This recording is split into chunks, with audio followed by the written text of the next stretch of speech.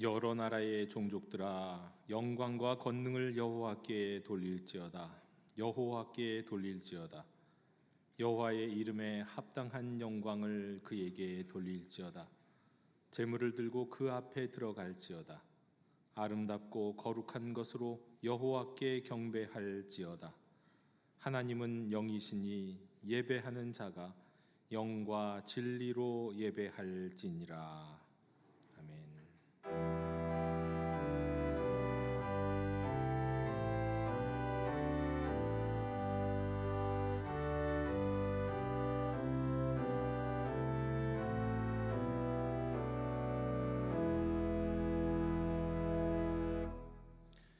우리의 예배를 기쁘게 받으시는 삼위일체 거룩하신 하나님, 만세 전부터 택함을 입고 예수 그리스도의 십자가 보혈로 구원받은 성도들이 거룩한 주일에 예배당에 나와 감사와 찬송과 영광을 하나님께 올려드립니다. 마음이 상한 자를 가까이 하시고 중심에 통회하는 자를 구원하신다고 약속하신 주님, 가장 낮은 마음으로 예배하는 저희를 영접하여 주옵소서. 예배하신 말씀과 은혜를 충만하게 베풀어 주셔서 사모하는 심령마다 참된 만족을 누리는 예배가 되게 하여 주옵소서. 예수님만 깊이 사모하며 앙망하는 대림절 예배가 되기를 원하오며 예수님의 이름으로 기원하옵나이다. 아멘. 다 함께 자리에서 일어나셔서 오늘 이곳에 계신 성령님을 찬양하시겠습니다.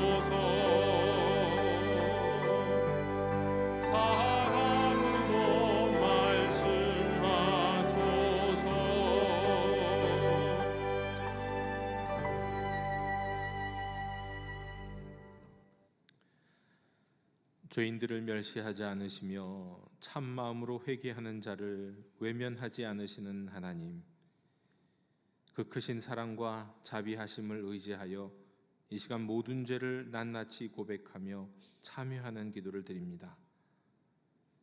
2023년이 채 한 달도 남지 않은 이 시간, 지나간 시간들을 돌아봅니다.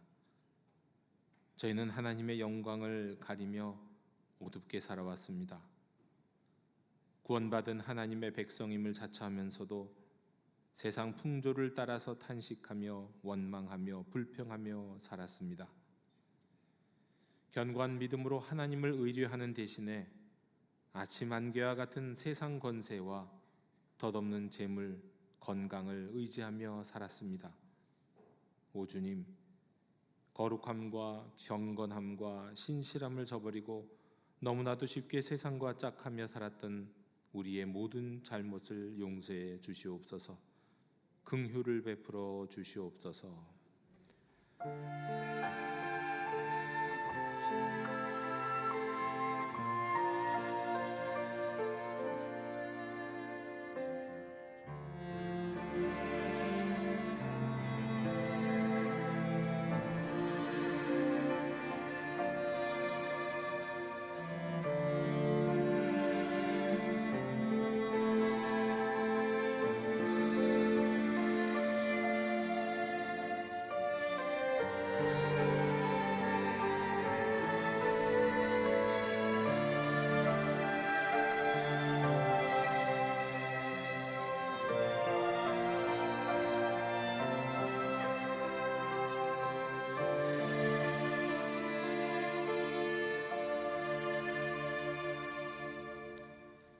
허물의 사함을 받고 죄가 가려진 자는 복이 있도다. 마음에 간사함이 없고 여호와께 정죄를 당하지 아니하는 자는 복이 있도다. 아멘. 나는 전능하신 아버지 하나님 천지의 창조주를 믿습니다. 나는 그의 유일하신 아들 우리 주 예수 그리스도를 믿습니다.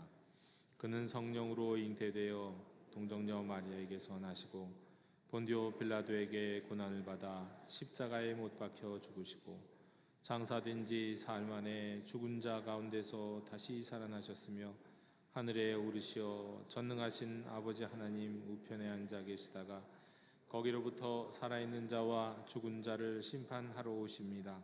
나는 성령을 믿으며 거룩한 공교회와 성도의 교제와 죄를 용서받는 것과 몸의 부활과 영생을 믿습니다.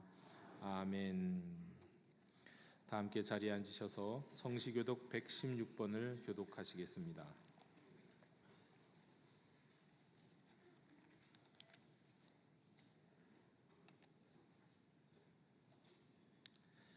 이새의 줄기에서 한 싹이 나며 그 뿌리에서 한 가지가 나서 결실할 것이요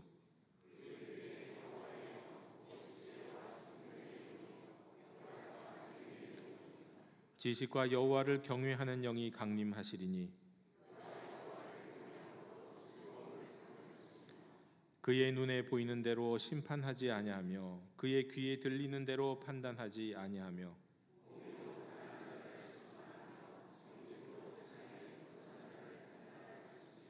그의 입에 막대기로 세상을 치며 그의 입술의 기운으로 악인을 죽일 것이며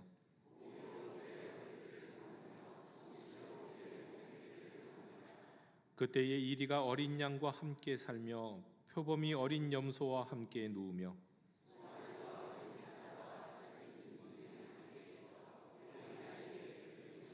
암소와 곰이 함께 먹으며 그것들의 새끼가 함께 엎드리며 사자가 소처럼 풀을 먹을 것이며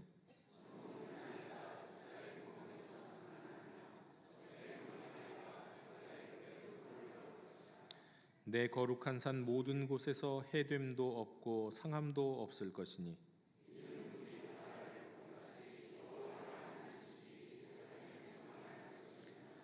그날에 이새의 뿌리에서 한 싹이 나서 만인의 기치로 설 것이요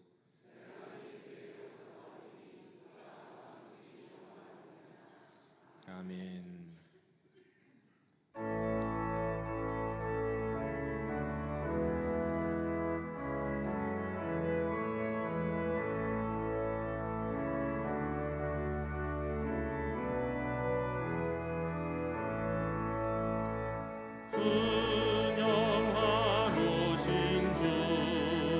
이곳에 오셔서 이 모인 자들로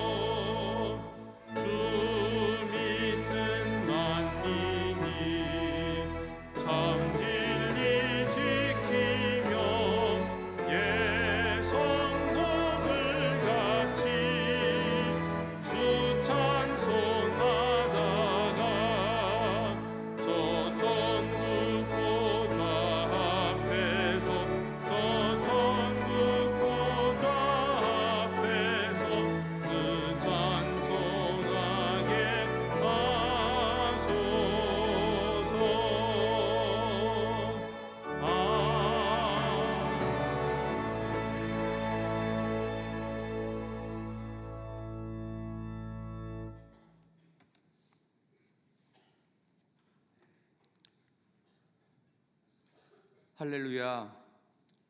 천지를 창조하셨을 뿐만 아니라 지금도 우리를 하나님의 형상으로 빚고 계시며 역사를 주관하실 뿐만 아니라 우리 각 사람의 인생도 돌아보사 선하게 인도하시는 우리 아버지 되시는 하나님께 영광을 올려드립니다.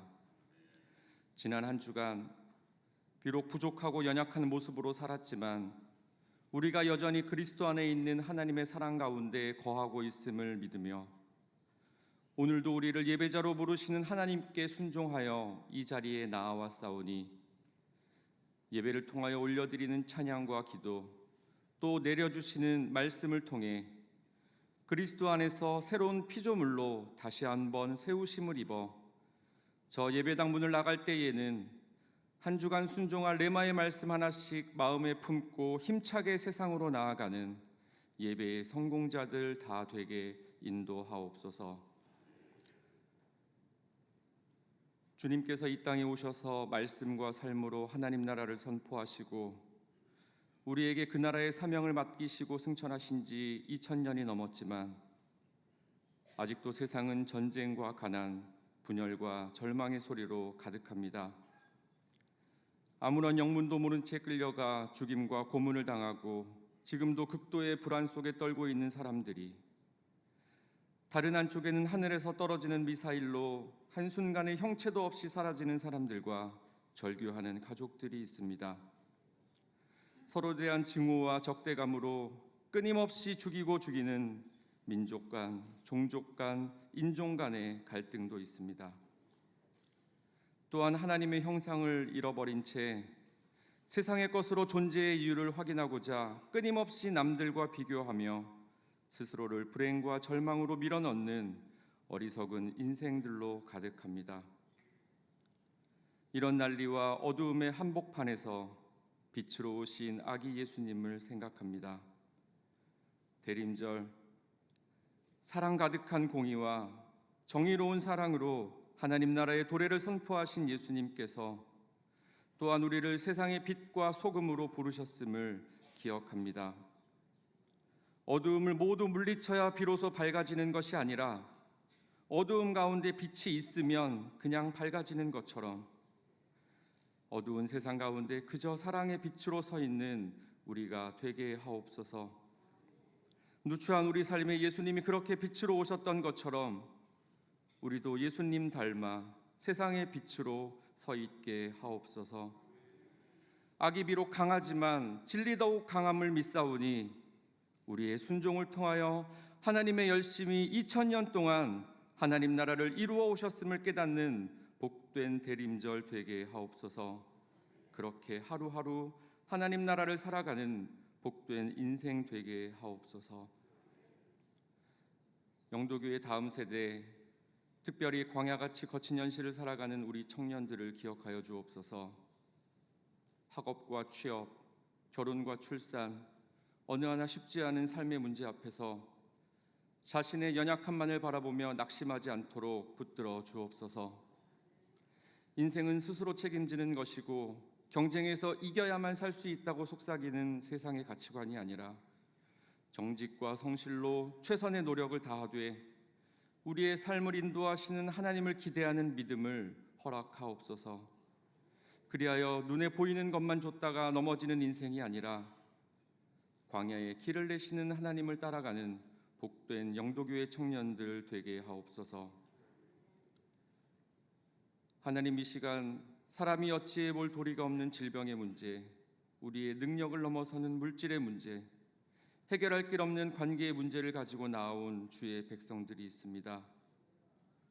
우리를 모든 시련과 고통에서 구원하시는 하나님을 신뢰함으로 중보하오니 이 예배를 통하여 그 모든 문제에서 자유함을 얻고 하나님의 선하심을 맛보며 하늘의 평화를 누리게 하옵소서. 하나님을 사랑하는 할렐루야 찬양대의 찬양을 흠양하시고 예배를 돕는 모든 수고의 손길을 기억하시고 복주시되 특별히 보이지 않는 곳에서 이름 없이 수고하는 이들을 더욱 복되게 하옵소서. 이제 하나님의 말씀 앞에 섭니다. 선포되는 하나님의 말씀 앞에서 우리의 마음과 생각을 잠잠케 하사 하나님의 말씀이 우리의 심령 깊은 곳에 닿아 우리의 생각과 삶을 변화시키는 능력이 되옵소서. 이 모든 기도와 간구 세상의 빛으로 오신 예수님 이름으로 기도드립니다. 아멘.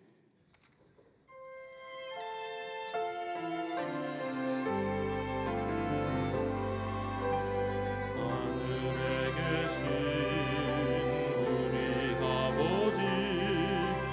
아버지의 이름을 거룩하게 하시며 아버지의 나라가 오게 하시며 아버지의 뜻이 하늘에서와 같이 땅에서도 이루어지게 하소서. 오늘 우리에게 일용할 양식을 주시고 우리가 우리에게 잘못한 사람을 용서하여 준 것 같이 우리 죄를 용서하여 주시고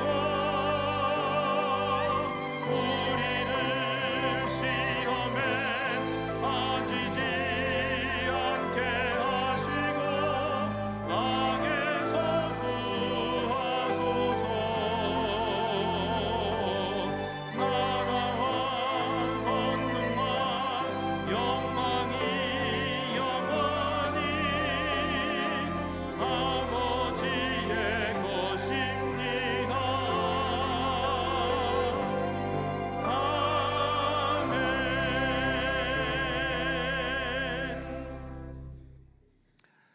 교회 실천을 전해드립니다. 우리 예배하는 공동체, 우리 영도교회 주일 예배에 오신 모든 분들을 환영하고 축복합니다. 하반기 새가족 환영회가 다음 주일 오후에 3부 예배 후에 있습니다. 우리 하반기에 등록한 모든 새가족분들을 이 자리로 초대합니다. 기아 대책과 함께하는 좋은 이웃 프로젝트가 역시 다음 주 3부 예배 후에 진행이 됩니다. 우리가 성탄절을 기념해서 기아 대책 그리고 영등포 교회와 구청 협의회 그리고 영등포 구청 그리고 우리 영도 교회가 힘을 합해서 우리 영등포 지역의 어려운 이웃을 돕기 위한 희망 상자를 제작하고 이것을 또 배분합니다. 다음 주 3부 예배 후에 우리 백상자를 나누어 드리도록 할 때 우리 남녀 선교회 분들이 직접 방문해서 전달하도록 하겠습니다. 2024년 1인 1사역 지원서를 계속 받고 있습니다. 내년 2024년에는 내가 주일 예배만 드리는 사람이 아니라 주님의 몸된 교회에 뭔가 섬김을 또 뭔가 주님의 몸을 돕고 봉사하는 그런 한 해가 다 되셨으면 좋겠습니다. 하나님이 주시는 마음, 그 마음에 순종하셔서 섬기시고 지원하시면 되겠습니다. 우리 예배당 나가실 때 우리 바깥에 지원서가 준비되어 있습니다. 우리 교우동정, 우리 또 교육자 동정 모임 및 안내를 참고하시는데 우리 특별히 우리 재직회가 오늘 3부 예배 후 이 자리에서 있겠습니다. 그리고 12월 23일 셀리더 인턴 교육이 이번 수요일로 종강하게 됩니다. 그러니까 곧 우리 이제 마지막 셀 모임을 갖게 됩니다. 우리 또 한 학기 동안 한 해 동안 우리 섬겨주신 우리 셀리더 인턴 분들에게 감사하다고 수고하셨다고 격려해 주시는 시간이 되셨으면 좋겠고 마지막 시간에는 꼭 많은 분들이 셀 모임에 참여하실 수 있으면 좋겠습니다. 이 시간에 교육자 동정을 전해드립니다. 우리 안타까운 좀 아쉽지만 우리 그동안 2년 넘게 우리 유년부 섬겨주셨던 우리 정주은 전도사님, 지금 주십시오. 우리 유년부 어하나를 정말 사랑으로 섬겨서 우리 아이들이 정말 좋아했던 우리 전도사님이신데요. 우리 전도사님이 청소년부 사역을 하고 싶어서 우리 다른 교회에 가서 사역하시기 위해서 다른 교회로 이제 다음 주부터 사역지로 옮기게 됐습니다. 2년 넘게 정말 사랑으로 지극정성으로 사랑으로 섬겨주셨고 우리 선생님들이 정말 좋아하는 우리 전도사님이셨습니다. 우리 앞으로도 하나님께서 특별히 우리 전도사님의 앞날을 축복해 주시고 또 인도하여 주시기를 원합니다. 우리 전도사님의 앞날을 기억하고 또 격려하는 마음으로 우리 박수로 응원하겠습니다. 수고하셨습니다.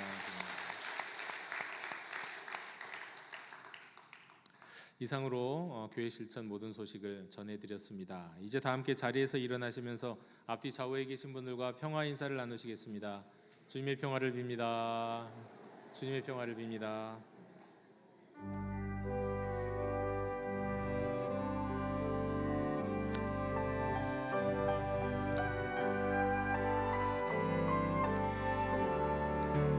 말씀하소서 여호와여, 온 맘 다하여 듣겠나이다. 성령 하나님이여 평화 내려 주소서.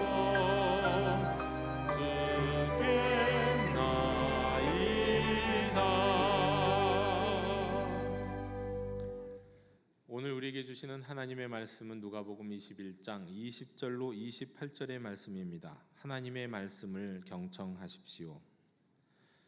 너희가 예루살렘이 군대들에게 에워싸이는 것을 보거든 그 멸망이 가까운 줄을 알라. 그때에 유대에 있는 자들은 산으로 도망갈 것이며 성내에 있는 자들은 나갈 것이며 촌에 있는 자들은 그리로 들어가지 말지어다. 이 날들은 기록된 모든 것을 이루는 징벌의 날이니라. 그날에는 아이벤 자들과 젖먹이는 자들에게 화가 있으리니 이는 땅에 큰 환난과 이 백성에게 진노가 있겠음이로다. 그들이 칼날에 죽임을 당하며 모든 이방에 사로잡혀 가겠고 예루살렘은 이방인의 때가 차기까지 이방인들에게 밟히리라. 1월 성신에는 징조가 있겠고 땅에서는 민족들이 바다와 파도의 성난 소리로 인하여 혼란한 중에 곤고하리라. 사람들이 세상에 임할 일을 생각하고 무서워함으로 기절하리니 이는 하늘의 권능들이 흔들리겠음이로다. 그때에 사람들이 인자가 구름을 타고 능력과 큰 영광으로 오는 것을 보리라. 이런 일이 되기를 시작하거든 일어나 머리를 들라. 너희 속량이 가까웠느니라 하시더라. 아멘. 자리에 앉으시겠습니다.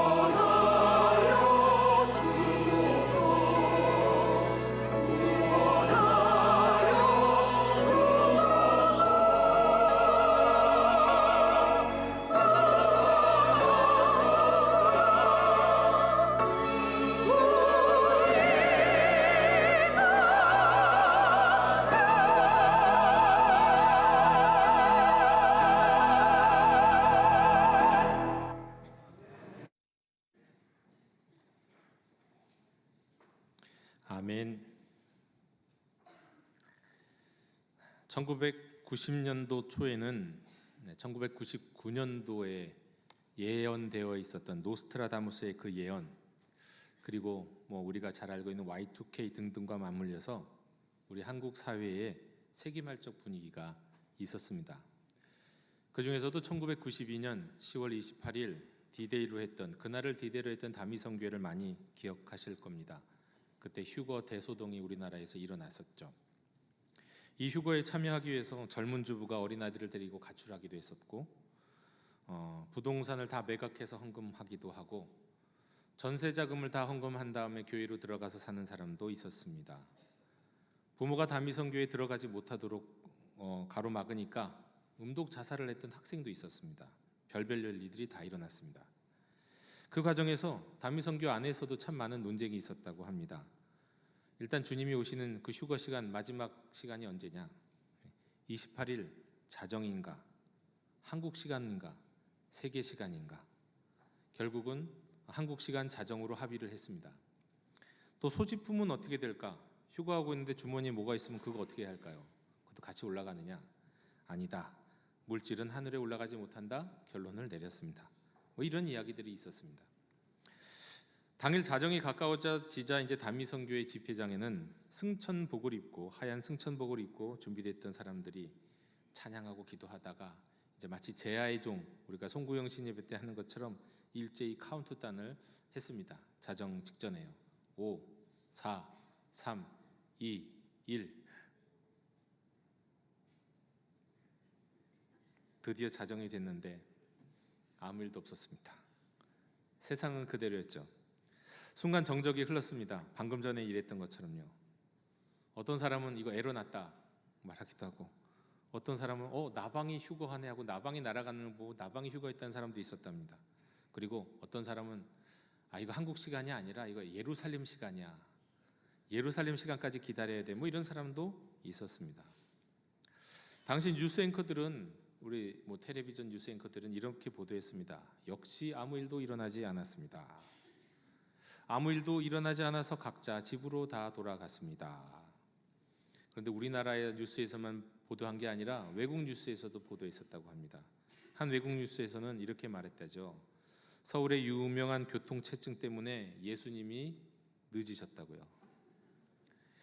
이런 유머러스한 보도가 나기도 했답니다.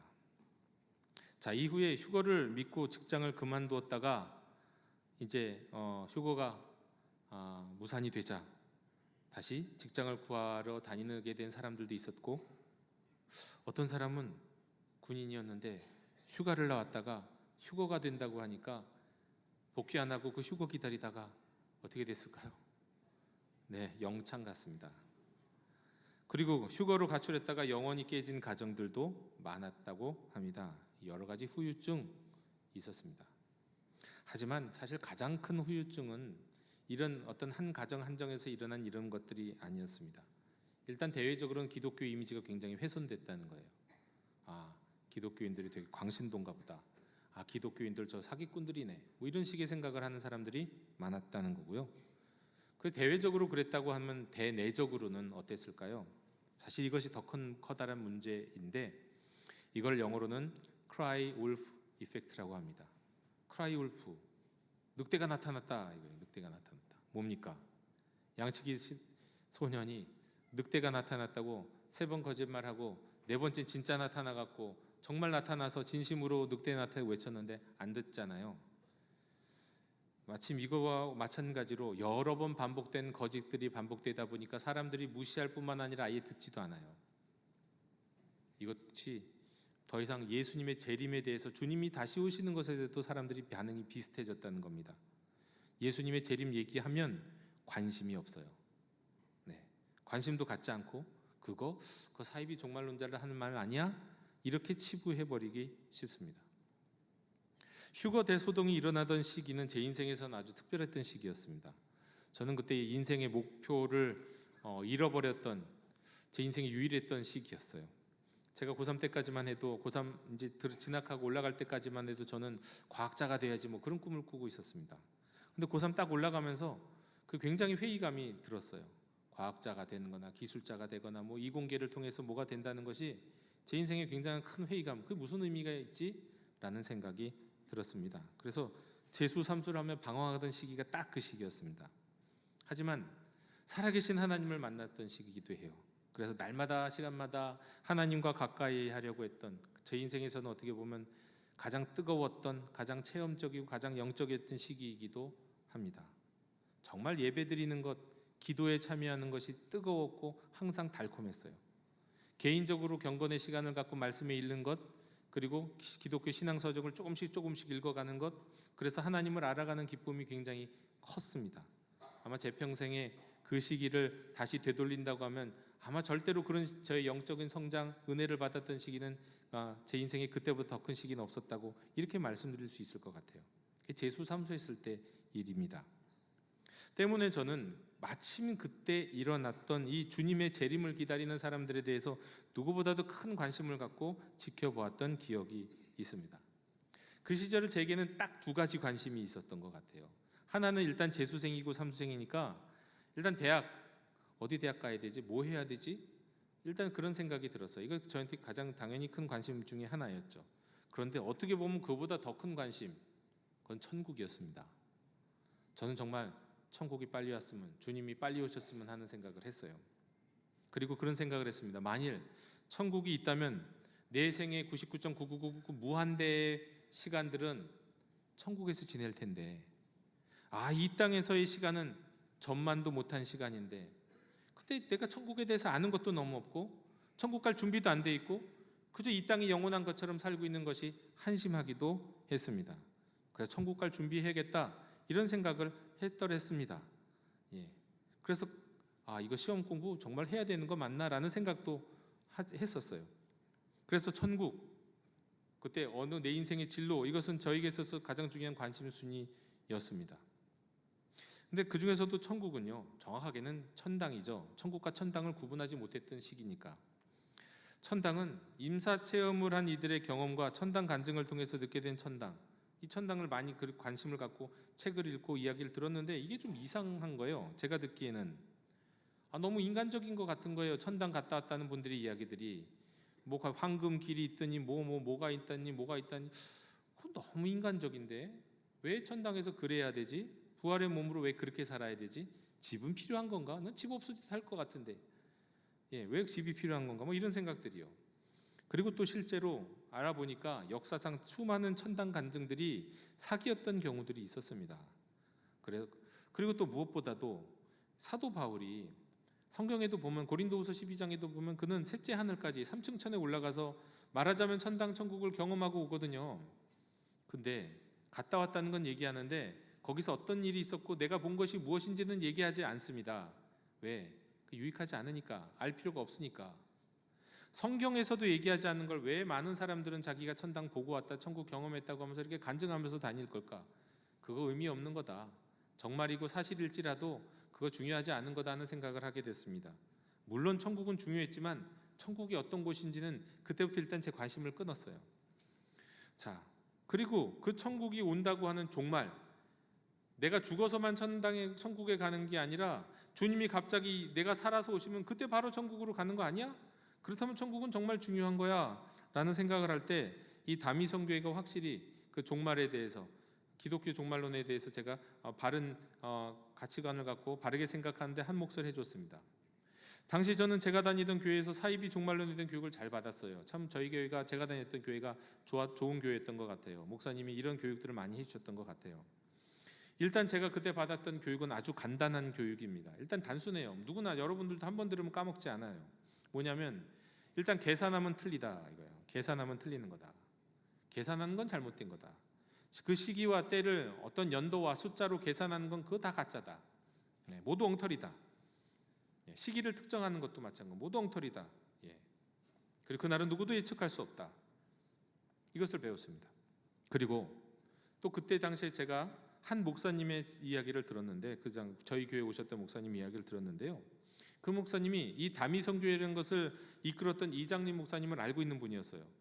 그 이장림 목사님 찾아가갖고 말했다는 거예요. 지금 당신이 하고 있는 게 무슨 일인지 아냐고, 당신이 지금 틀렸다고, 이렇게 하면 안 된다고 얘기를 하려고 하는데 아니 이장님 목사님이 이미 알고 있더래요. 네, 나도 알아. 10월 28일에 주님 안 오시는 거 알아. 근데 이젠 나도 어쩔 수가 없어. 내가 틀렸다고 말하면 몰매 맞아. 큰일 나. 나도 그냥 같이 딸려가는 거야. 그런 식으로 얘기하셨다는 거예요. 제가 그거를 듣고 참 어이가 없다. 저 말을 듣고 따라가는 수많은 사람들이 지금도 있는데 왜 저 사람들은 깨어서 저 얘기를 못 듣고 있는 건가, 그런 생각이 들었습니다. 나중에는 그런 생각도 들더라고요. 수많은 이단 교주들, 사이비 교주들이 정말 이제는 자기가 말한 것에 대해서 되돌리고 싶고 회개하고 싶고 주님께 돌아오고 싶어도 그랬다가는 몰매 맞을 것 같으니까 돌아올 수도 없고 말을 되물을 수도 없고 아마 그러고 있지 않을까. 많은 이단 교주들도 그런 상황이 아닐까 하는 그런 생각이 들었습니다. 자, 여하튼 그렇게 천국을 관심을 갖고 그렇던 시기에 저는 종말론자, 사이비 종말론자들의 이 재림에 대해서 깊은 관심을 갖고 그것을 눈으로 보면서 저는 몸으로 배웠다는 생각이 들었어요. 근데 문제는 지금에서 문제가 되는 건 그런 게 아니에요. 사이비 종말론자가 여전히 있지만요, 있습니다. 여전히. 전 몇 년 전에도 어떤 제가 다니던 교회 권사님이 목사님이 되셨는데요, 그 목사님이 몇 년도에 주님 오신다고 통일된다고 막 예언을 하시더라고요. 그래서 그날만 보고 있었죠. 되나 보자. 네, 이미 지나갔어요. 네. 그리고는 이미 지나갈 때 또 뻔한 얘기하실 거라고 저는 생각했어요. 주님이 연기하셨다 뭐 이렇게. 네, 다 정말 제 생각대로 다 예상대로 그럽니다. 그런데 여러분, 그런 것들 때문에, 부정적인 것 때문에, 말하자면 거짓과 잘못된 예언 아닌 예언들 때문에 사기를 당했다고 생각하고 오히려 무심하고, 사실은 이게 더 문제예요. 크라이 울프 이펙트. 여러분, 양치기 소년의 반복적인 거짓말에 진짜 늑대가 나타났을 때도 결국은 그 말을 듣고 그 경고를 듣고도 결국은 그 늑대가 나타났을 때 그것을 결국 양들을 다 잃어버리게 된 사람들 한번 생각해 보십시오. 여러분, 가짜 속에서 어떻게 보면 가짜가 많은 이유는요, 그 속에 진짜가 이제 나타나려고 하기 때문에 그런 건지도 몰라요. 그런데 수많은 가짜가 진짜를 가리우고 있더라는 거예요, 세상에서. 여러분, 예수님은 말씀하셨습니다. 마태복음 24장 44절, 이거는 같이 읽죠. 함께 읽도록 하겠습니다. 시작.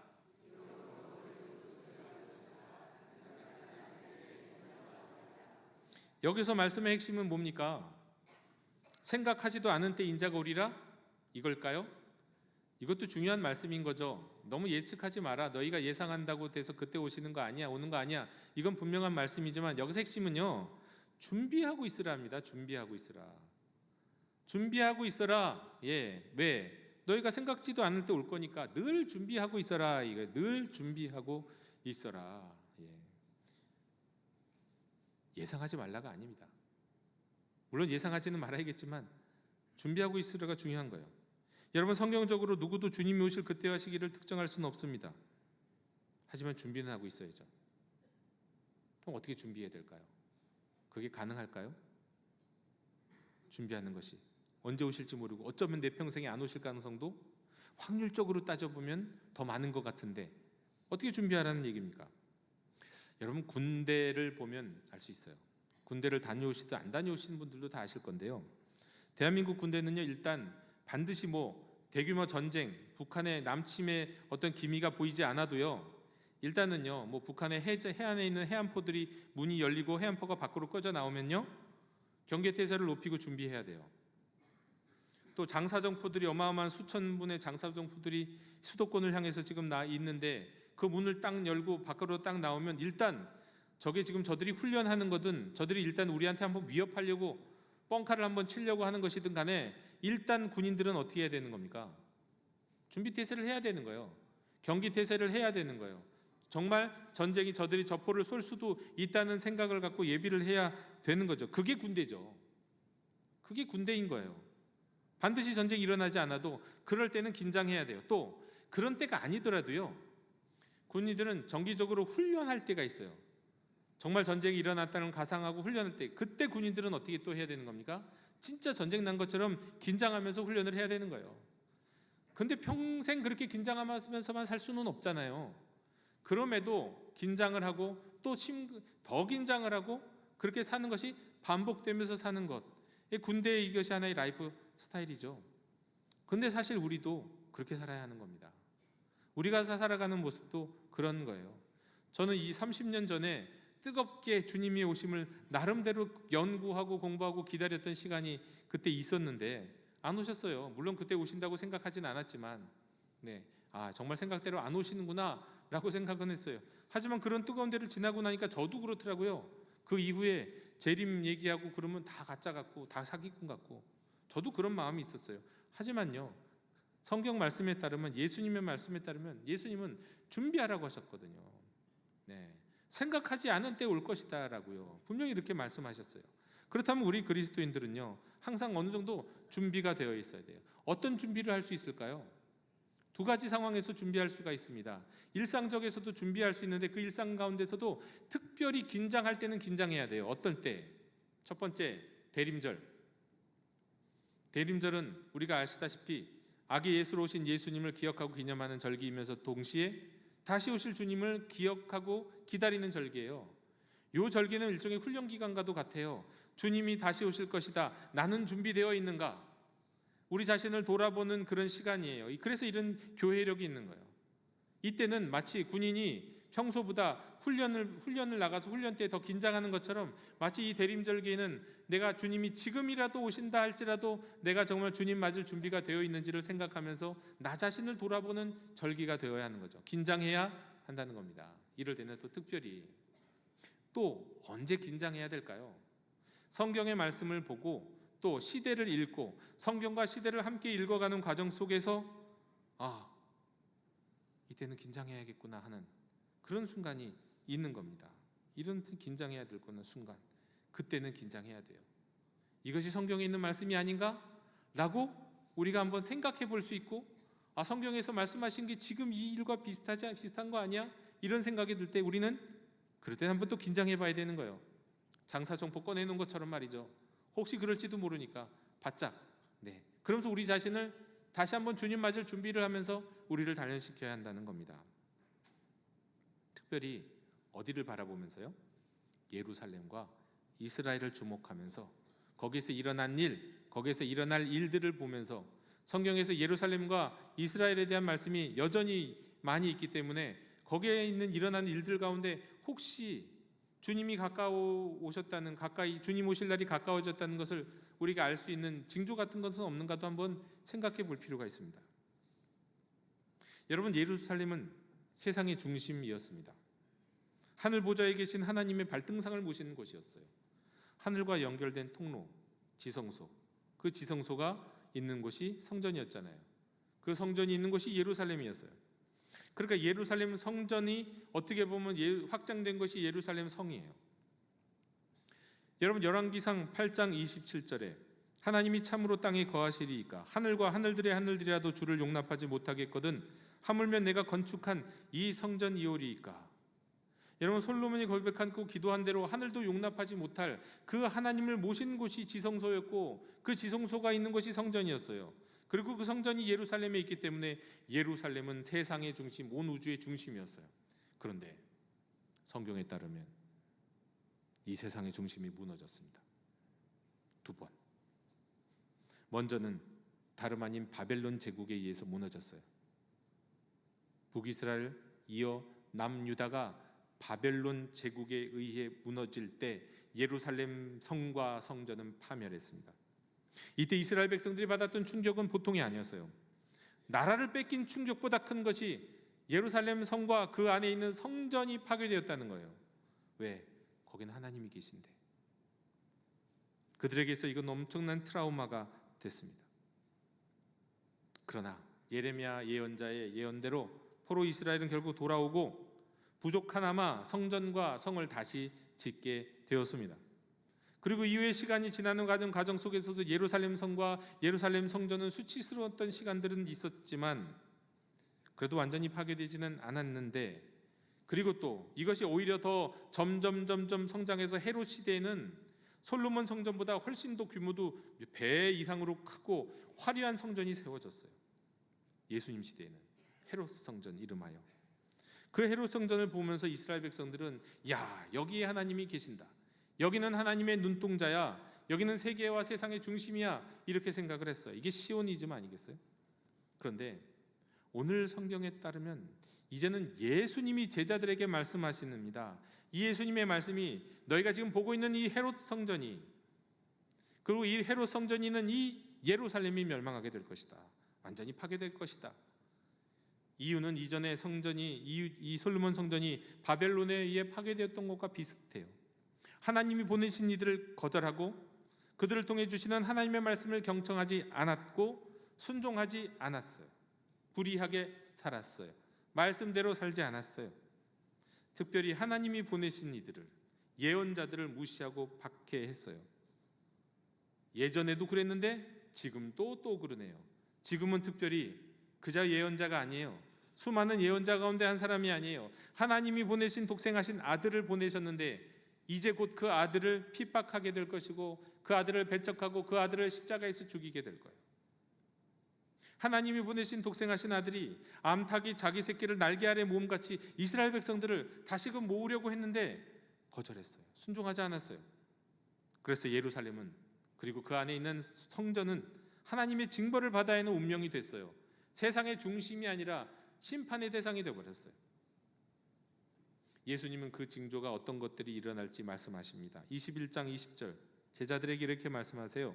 예루살렘이 군대들에게 에워싸이는 것을 보거든 그 멸망이 가까운 줄 알아. 실제 군대입니다.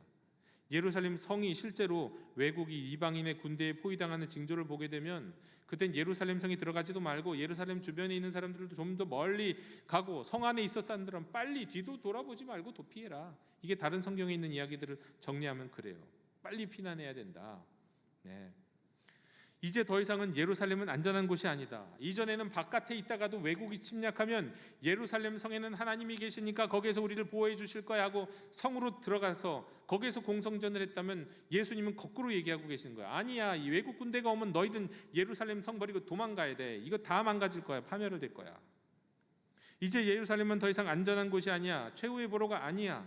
하나님의 심판의 대상이야. 이런 심판이 시행되면 이 심판은 사람을 가리지 않기 때문에 가장 취약한 사람들이 누구냐? 여인들과 아이벤 여인들과 젖 먹는 어미들이라는 거예요. 몸이 무거우니까, 움직이기 어려우니까, 도망가기 힘드니까. 네. 예루살렘 백성들은 사륙을 당할 것이고 포로로 잡혀갈 것이다. 그리고 이방인의 때가 다할 때까지 이방인들에게 짓밟힐 것이다 말씀하셨어요. 자, 이것은 예루살렘 성전의 멸망, 이스라엘 예루살렘 성에 대한 멸망에 대한 말씀이에요. 그리고 이어지는 25절부터의 말씀을 어떤 분들은 생각하기를 이건 예루살렘이 아니라 여기서부터는 세상 종말에 관한 말씀이야 라고 생각하는 경우들이 있는데 그렇지 않습니다. 이것도 역시 25절부터 28절까지도 예루살렘 성전과 예루살렘 성 멸망에 대한 말씀이에요. 일단 예수님의 예측이, 예언이 틀리지 않았다고 생각하는 한 그렇습니다. 여러분, 이건 성전이 파괴되는 한 상황에 대한 말씀일 수밖에 없는 것이, 예수님이 그렇게 말씀하신 게 32절에 예수님 정확하게 말씀하세요. 이 세대가 지나가기 전에 모든 일이 다 이루어지리라. 지금 이제 예수님이 하신 말씀, 이 세대가 지나가기 전에 이루어진다고 그랬잖아요. 그 세대가 어느 세대인데요? 그 세대가 지금도 계속되고 있는 건 아니잖아요. 이 세대는 예수님이 계시던, 예수님의 말씀을 전하시던 그 세대에 살아있던 사람들, 그들이 다 죽기 전까지, 그게 50년일까요? 60년일까요? 70년일까요? 그들이 다 죽기 전까지 이 일이 다 이루어지리라 말씀하세요. 그리고 실제로 기원 후 70년경에 로마 군대에 의해서 예루살렘은 둘러싸이고 그들은 다 파멸했어요. 사륙당하고 포로로 끌려가고 실제로 일어났어요. 또 25절에 보면 1월 성신에 가는 징조가 나와요. 해와 달과 별이 막 움직이고 떨어지고 어두워지고, 이것은 생각하면 이건 정말 세상 종말에 관한 모습 아닐까? 라고 우리는 상상할 수 있겠죠. 또 민족들이 바다와 파도의 성난 소리를 듣고요, 하늘의 권능들이 막 흔들려요. 지금 이 정도면 세상 종말이지 이게 어떻게 예루살렘 성 멸망이야? 이렇게 생각할 수 있는데요. 구약 성경에 보면 이미 이사야서에서 바벨론 제국이 멸망할 때, 에돔을 비롯한 여러 나라들이 멸망 심판받을 때, 세상의 격변이 일어날 때마다 해와 달과 별이 흔들렸어요. 징조가 있었어요. 네, 거기도 나와요.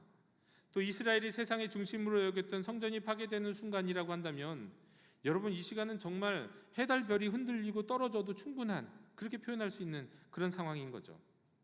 그리고 성전이 파괴되기 전에 전 세계적인 상황인 어떤 상황이 있었냐면 로마 황제인 네로가 자살을 하고요. 그 군대 장관들이 이어서 이제 막 로마 황제로가 등극했던 그런 시기. 그 로마 시대가 격변의 시대였어요. 이 격변의 시대를 표현할 때는 항상 해달 별이 흔들려요. 하늘의 권등들이 흔들다른다고 성경이 표현하고 있어요. 네. 뿐만 아닙니다. 27절에 보면은요. 27절 이건 우리가 좀 같이 읽을 필요가 있을 것 같아요. 27절 함께 읽습니다.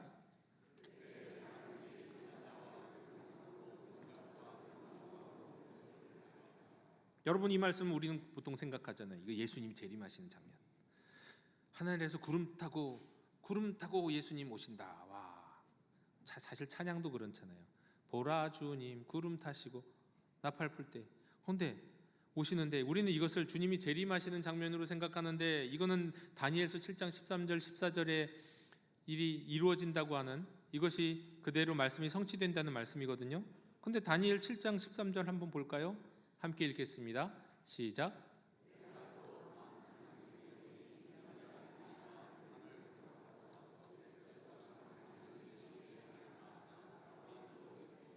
자, 이거 수능 국어 문제입니다. 나갑니다. 수능 국어 문제. 수능 국어에서는 문해력이 되게 중요하거든요. 자, 이 누가복음 21장 27절의 말씀과 다니엘서 7장 13절의 말씀에서 시점은 어딘가? 시점이 달라요. 우리가 보통 생각하는 그때의 사람들이 인자가 구름 타고 능력과 큰 영광으로 오는 것을 보리한 누가복음 21장 27절의 말씀은 이 땅에서 저 하늘에서 구름 타고 오시는 주님을 만나는 것처럼 표현하고 있잖아요. 근데 다니엘서 7장 13절은 보세요. 내가 또 환상 중에 보니 인자 같은 이가 하늘 구름을 타고 와서 이쪽부터 항상 계신 이에게 나아가 그 앞으로 인도된다. 시점이 어디 있냐면, 이 다니엘서의 다니엘이 어디 있는 상황에서 이 말씀을 보냐면, 이 환상을 보냐면 하늘에 있는 상황에서 이걸 보는 거예요. 땅에서 보는 게 아니라고요. 하나님, 하늘, 저 하나님 근처에 가까이서 하늘에 있는데, 하늘에서 저 땅에서 하늘로 올라오시는 주님을, 인자 같은 분을 보는 거예요. 땅에서 올라오시는 인자 같은 분, 그가 하늘 구름을 타고서 하나님의 보좌 옆으로 가는 거예요. 여러분, 이게 성경에 언제 실제로 이루어집니까? 예수님이 십자가에 달려 죽으셨을 때? 아니요. 부활하셨을 때? 아니요. 승천하셨을 때. 주님께서, 예수님이 이 땅에서 승천하셨을 때 구름을 타고, 영광 중, 구름이라는 하나님의 영광을 표현하는 표현이거든요. 하나님의 영광 중에 하나님 보좌 옆으로 땅에서 하늘로 올라가시는 거예요. 하늘의 세계로 들어가시는 거예요. 그 장면이에요. 우주 만물의 왕으로 등극하시는 장면이에요. 그러니까 이것도 사실 이 장면이 세상 끝날 때 일어난 일이 아니라 이미 일어났던 사건이에요. 예수님이 승천하셨을 때 일어났던 사건이라는 얘기예요. 그리고 마지막으로 28절에서 예수님은 제자들에게 또 이렇게 말씀하시죠. 이런 일이 되기를 시작하거든 일어나 머리를 들라, 너희 속량이 가까웠느니라. 이런 징조 너희가 보면, 알게 되면 두려워하지 말고 당당히 서서 머리를 들고, 그러면 세상에는 심판이, 너희들에게는 구원이 임하게 될 것이다. 이렇게 말씀하고 있습니다. 제자들에게 하시는 말씀이에요. 자, 그러면요, 오늘 말씀이 예루살렘에 대한 심판에 관한 말씀, 2000년 전에 일어났던 말씀이라고, 이게 우리랑 무슨 상관이 있습니까? 이게 만약에 앞으로 일어날 세상의 종말에 관한 말씀이라고 한다면 이건 우리 의미가 있지만, 단지 예루살렘 종말에 관한 말씀이 이게 우리에게 무슨 의미가 있겠냐고요. 오늘날 우리가 그냥 알면 그만인데 몰라도 상관없는 거 아닌가요? 아니에요. 여기서 우리가 두 가지를 반드시 기억해야 되는 두 가지 영적인 메시지가 있습니다. 한 가지는 뭐냐? 여러분, 예루살렘이 멸망했어요. 예루살렘의 성전이 파괴가 됐어요. 왜요? 하나님의 독생하신 아들을 거절했기 때문에, 부인했기 때문에, 핍박했기 때문에. 그 이전에는 솔로몬 성전은 왜 파괴됐습니까? 하나님이 보내신 예언자들의 말씀을 듣지 않았기 때문에, 하나님의 말씀에 불순종했기 때문에, 자신의 정욕대로 살고 주의 말씀에는 관심 없이 살았고, 위정자들은 위정자대로, 백성은 백성대로 타락한 가운데 끊임없이 주님의 말씀을 듣지 않았기 때문이에요. 여러분, 그렇다면요, 그래서 예루살렘의 성이 망하고 예루살렘의 성전이 멸망했다면 우리는요, 하나님의 영광이 임재하고 하나님의 영광이 계셨던, 하나님의 말씀의 중심이고 세상의 중심이고 하나님의 눈동자에 같은 예루살렘도 그렇게 멸망했는데, 우리는요, 우리가 주의 말씀을 계속해서 불순종하고 주의 말씀을 밀어내고 하나님이 보내신 이들을 거절하고 내 멋대로 살고 내 정욕대로 쫓아가면서 살아가게 될 때 우리는요, 예루살렘도 멸망했는데, 여러분, 예루살렘의 멸망 앞에서 우리는 우리 자신을 바라봐야 합니다. 하나님이 우리를 사랑하시죠. 하나님이 우리를 사랑하십니다. 예루살렘 성을 사랑하신 것처럼 사랑하세요. 예루살렘의 백성을 사랑하신 것처럼 사랑하세요. 근데 그 예루살렘이 주의 말씀에 불순종했을 때 결국은 심판받았던 것처럼요, 우리도 하나님이 우리를 끝없이 한없이 사랑하시지만 우리가 주님을 밀어내고 우리가 주의 말씀에 계속 불순종한다면 우리의 미래 가운데 예루살렘과 같은 그런 일들이 없을 거라고 누가 장담할 수 있겠냐는 말입니다. 깨어 있으라는 거예요. 두 번째로, 오늘 말씀 속에서도 단지 모든 말씀이 예루살렘에 관련된 말씀만, 단지 2000년 전 예루살렘에 관련된 말씀만은 아니에요. 오늘 우리에게 하나의 징조가 될 수 있는 말씀도 있습니다. 24절에 따르면, 우리 24절 함께 보면, 예루살렘은 이방인의 때가 차기까지 이방인들에게 발필이라고 말씀하셨습니다. 이방인의 때가 차기까지. 이 이방인의 때가 도대체 뭐냐? 하여튼 예루살렘이 유대인들이 아니라 다른 민족 손에 넘어간다는 얘기예요. 그런 얘기잖아요. 그리고 그 때가 찬다는 얘기는 뭡니까? 그것이 끝날 때가 있다는 얘기예요. 이방 나라들이 예루살렘을 통치할 때가 있다면 이방 나라들이 예루살렘을 통치하는 게 아니라 다시금 유대인들이 예루살렘을 회복할 때가 있다는 말씀이잖아요. 만일 그런 일이 일어난다면 분명한 것은요, 우리 주님이 다시 오실 날이 이전보다 훨씬 가까워졌다는 건 분명한 거예요. 조금 한 발자국 두 발자국 정도가 아니에요. 한 시대가 가까워졌다고, 적어도 한 시대가 가까워졌다고 분명히 우리는 이렇게 얘기할 수 있어요. 근데 오늘날 우리가 뉴스로 보면서 이스라엘에 대해서 관심을 갖게 됐습니다. 도대체 이스라엘은 뭐 하는 나라고?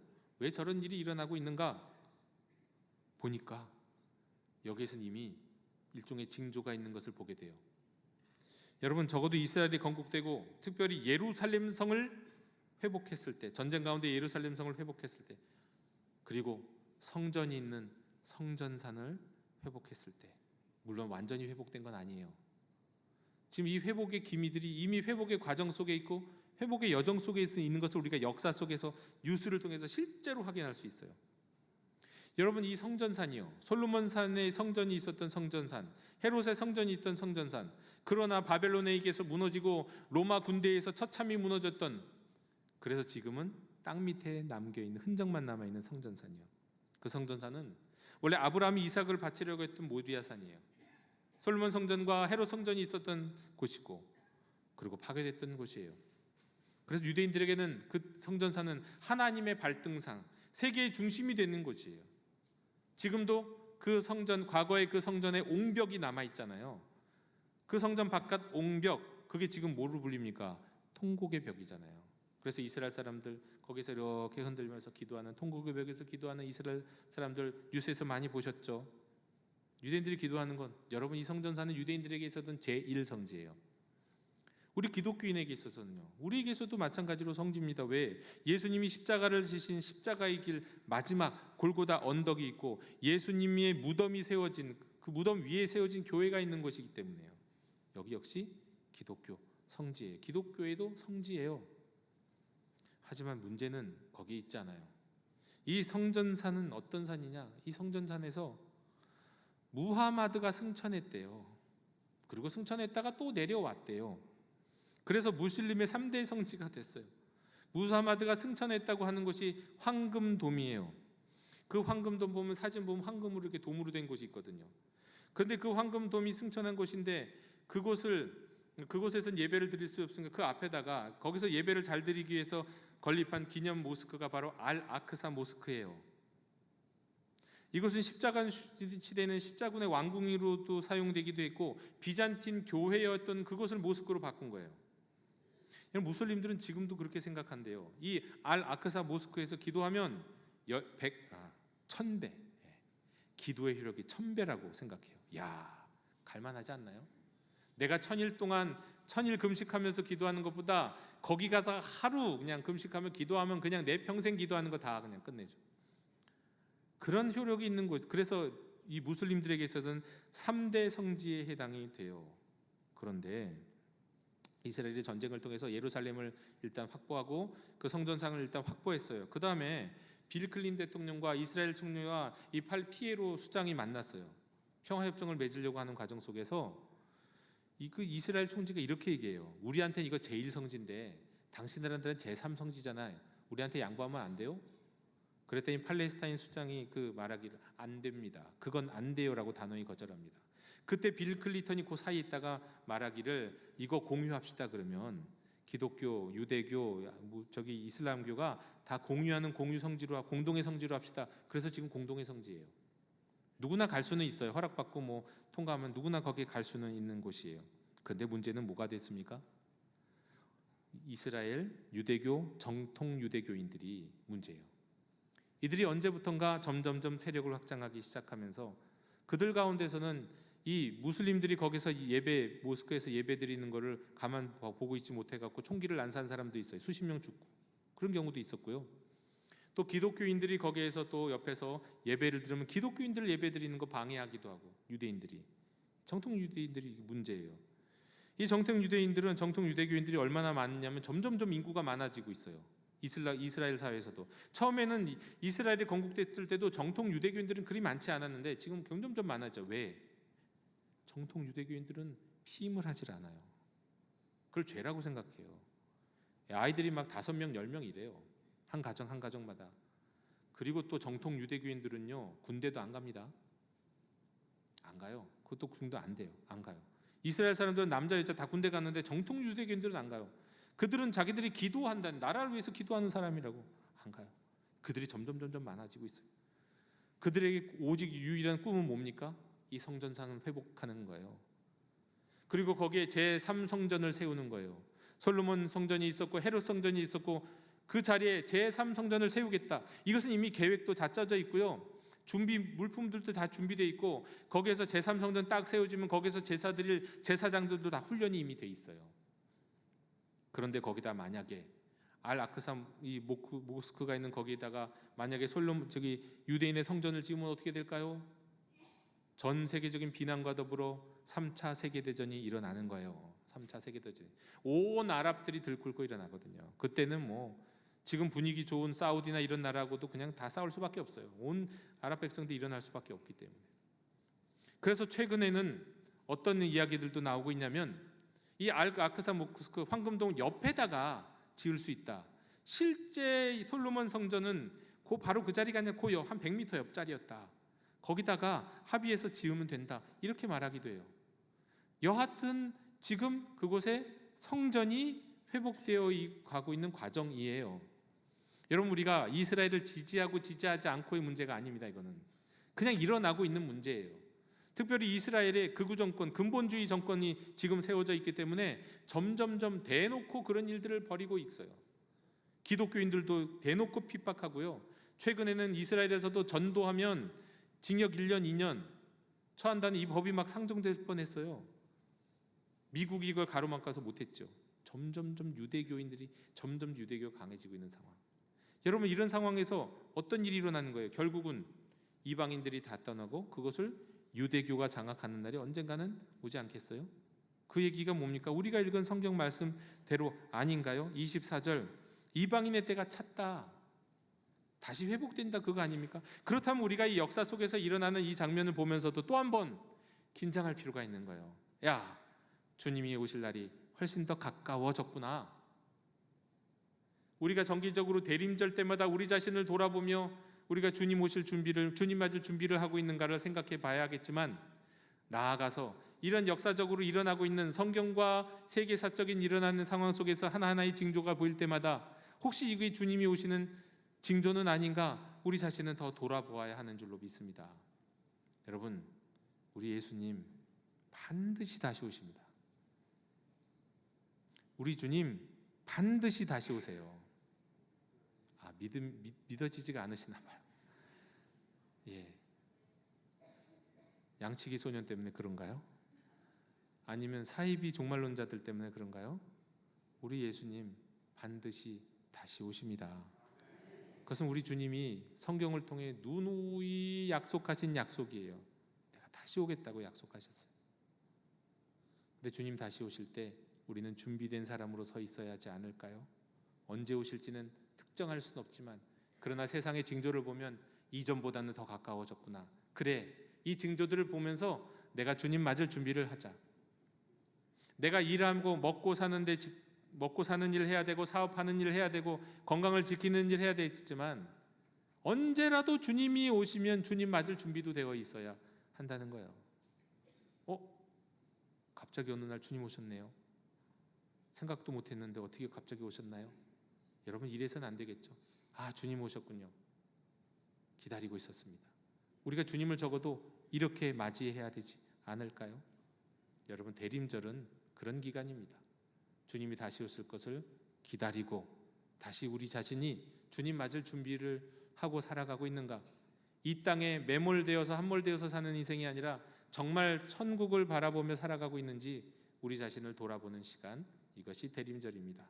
이 대림절에 말씀과 기도와 순종의 삶을 통해서 주님의 신부로서 우리 자신을 단장해 나아가고, 그래서 언제든지 오시는 주님을 기쁨으로 맞이할 수 있는 우리 영도 공동체가 다 되시기를 주님의 이름으로 축원합니다. 주님, 다시 오실 것이라는 성경의 분명한 약속을 외면하며 살았던 저희들을 불쌍히 여겨 주시옵소서. 성경과 시대를 읽을 줄 알게 해 주옵시고, 깨어 있게 해 주옵시고, 특히나 말씀하신 징조가 일어나는 것을 볼 때마다 더욱 각성하고 주님만을 맞을 준비를 할 수 있는 저희들, 단장된 신부가 되도록 인도하여 주시옵소서. 예수님의 이름으로 기도하옵나이다. 아멘. 이 시간 응답의 찬송 179장 부르시며 봉헌하시겠습니다.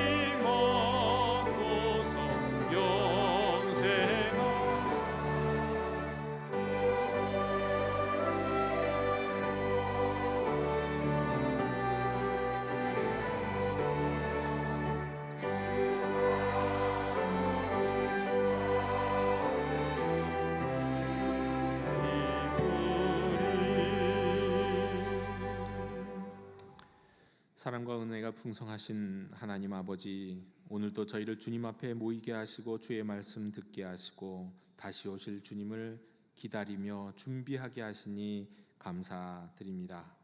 이 시간 주님의 자녀로서 순종하는 마음과 지와 자원하는 심령으로 주일헌금 10의 1조 감사헌금 성경금도 각종 예물을 드리오니 주님 받아 주시옵소서.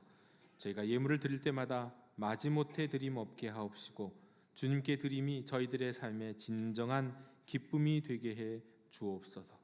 이 예물을 드릴 때마다 주님 다시 오시는 그날까지 흔들림 없이 인내하며 기다릴 수 있는 믿음이 자라게 하여 주옵시고 구원받는 백성이 날로 늘어 하나님의 나라가 확장되게 해 주옵소서. 감사드리며 예수님 이름으로 봉헌기도 드리옵나이다. 아멘.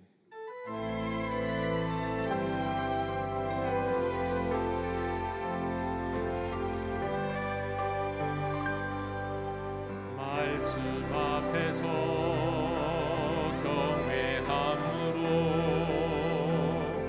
주께 홀로 섭니다. 생명의 말씀 읽고 순종해 주를 예배합니다. 기록된 말씀 힘이 있어서 진리로 우리 거룩게 하며 거룩한 말씀 세세 영원히 복음이 되어 말씀하시네. 하나님 말씀에 두려워 떠는 자 그 말씀에 생명을 거는 자 한 사람 찾으시는 주님의 약속을 믿어. 하나님 말씀에 운명을 거는 자 순종하며 주 따라가는 자 영원한 하나님 나라 이뤄갈 주의 교회여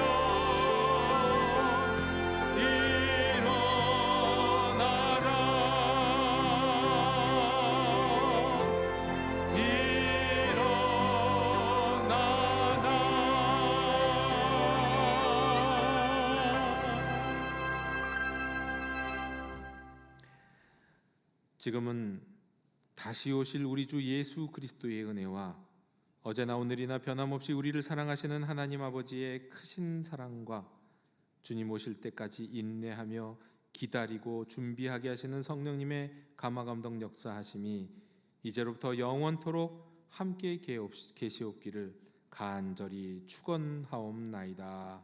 아멘.